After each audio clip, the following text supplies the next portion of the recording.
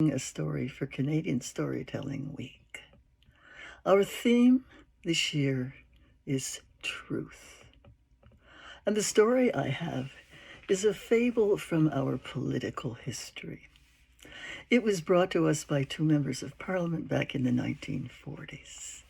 Clarence Gillis, a coal miner, and Tommy Douglas from Saskatchewan. He is well known to us all as the father of our national healthcare system, Mouseland. Mouseland was a place where the little mice lived and played, were born and died, much the same as you and I do. They even had a parliament. And every 4 years or so, there would be an election, and the mice would walk to the polls, or maybe get a ride to the polls.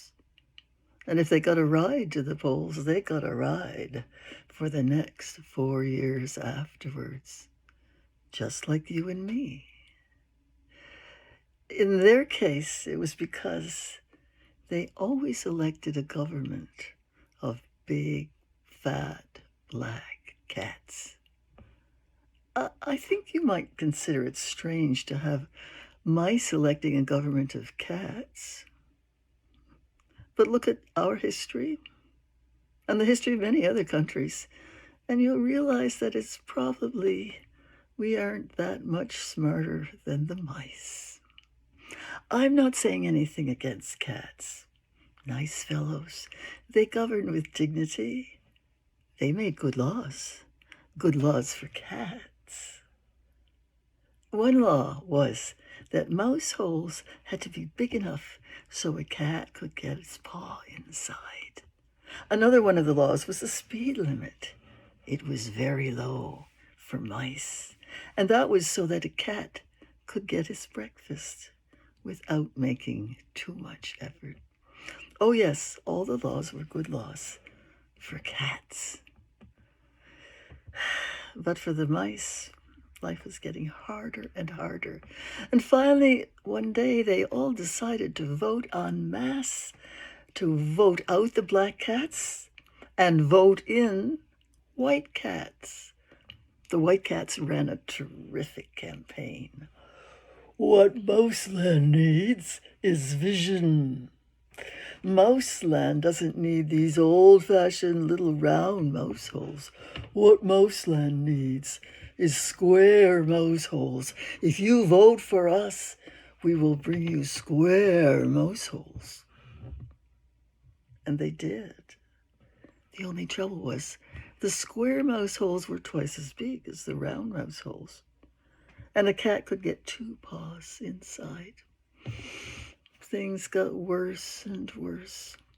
Well, the mice voted out the white cats and voted in the black cats, and then they voted out the white cats again, and they kept doing that for a while.